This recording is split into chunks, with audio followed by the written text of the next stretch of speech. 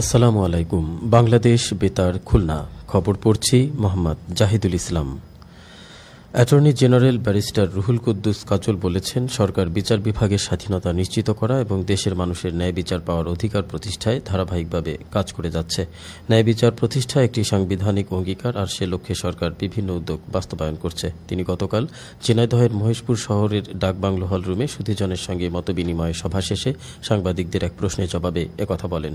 Attorney general বলেন, বিচার বিভাগের স্বাধীনতা একটি গণতান্ত্রিক রাষ্ট্রের অন্যতম ভিত্তি।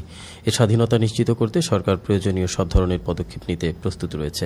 তিনি আরও বলেন, বিচার প্রার্থীরা যেন দ্রুত ও নিরপেক্ষ বিচার পান, সেজন্য বিচার ব্যবস্থার বিভিন্ন ক্ষেত্রে সংস্কার কার্যক্রম চলমান রয়েছে। তিনি উল্লেখ করেন, আদালতের অবকাঠামো উন্নয়ন, বিচারক সংখ্যা বৃদ্ধি এবং মামলার জট কমানোর লক্ষ্যে কার্যকর পদক্ষেপ গ্রহণ করা হয়েছে। একই সঙ্গে বিচার প্রক্রিয়াকে আধুনিক ও প্রযুক্তি নির্ভর করার উদ্যোগ নেওয়া হয়েছে, যাতে সাধারণ মানুষ সহজে বিচার সেবা পেতে পারেন। সভায় অংশগ্রহণকারীরা বিচার ব্যবস্থার বিভিন্ন দিক নিয়ে মতামত তুলে ধরেন এবং ন্যায় বিচার নিশ্চিত করতে সরকারের উদ্যোগকে স্বাগত জানান। স্থানীয় গণ্যমান্য ব্যক্তি, আইনজীবী ও বিভিন্ন শ্রেণী পেশার মানুষ এ সময় উপস্থিত ছিলেন। খুলনা সিটি কর্পোরেশনের প্রশাসক নজরুল ইসলাম মঞ্জু বলেছেন, সকল সম্প্রদায়ের মানুষকে সাথে নিয়ে আমরা একটা সমৃদ্ধ নগরী গড়ে তুলতে চাই। যেখানে যা প্রয়োজন সেখানে তা বাস্তবায়নের মাধ্যমে খুলনাকে একটি সুন্দর শহর হিসেবে গড়ে তোলাই আমাদের লক্ষ্য। এ কাজে তিনি ধর্ম বর্ণ নির্বিশেষে সকলের সহযোগিতা কামনা করেন। তিনি গতকাল নগরীর গল্লামারিস্থ শ্রী শ্রী হরিমন্দির ও গুরুচাঁদ ছাত্রাবাস প্রাঙ্গণে আয়োজিত মতুয়া মহাসম্মেলন 2026-এর উদ্বোধক হিসেবে বক্তৃতা করছিলেন। কেসিসি প্রশাসক বলেন, প্রধানমন্ত্রী তারেক রহমান যে যাত্রা শুরু করেছেন তা হচ্ছে সবার আগে বাংলাদেশ। তারই নেতৃত্বে দীর্ঘ বঞ্চনার অবসান ঘুচিয়ে আমরা একটি নিরাপদ, মানবিক ও উদার গণতান্ত্রিক বাংলাদেশ গড়ে তুলতে চাই। সকলের মধ্যে সম্প্রীতির বন্ধনকে আরও সুদৃঢ় করতে চাই।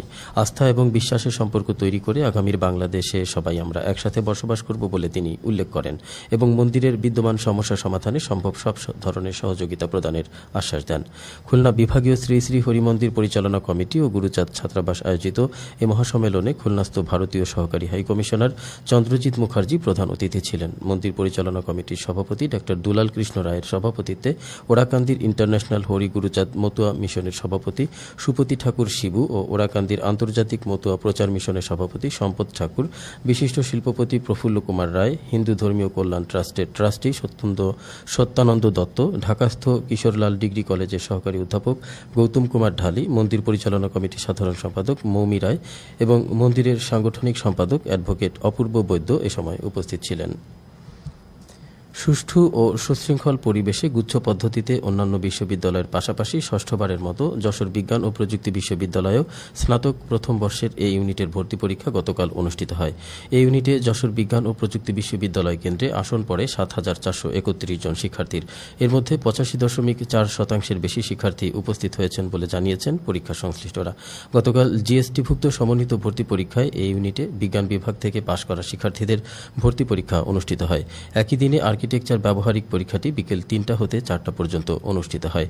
ভর্তি পরীক্ষা সুষ্ঠুভাবে সম্পন্নে বিষয়ে জবি প্রবির কোষাধ্যক্ষ অধ্যাপক ড হোসেন আল মামুন বলেন, সুষ্ঠু ও শান্তিপূর্ণভাবে এই কেন্দ্রে জিএসটির এই ইউনিটের ভর্তি পরীক্ষা অনুষ্ঠিত হয়েছে।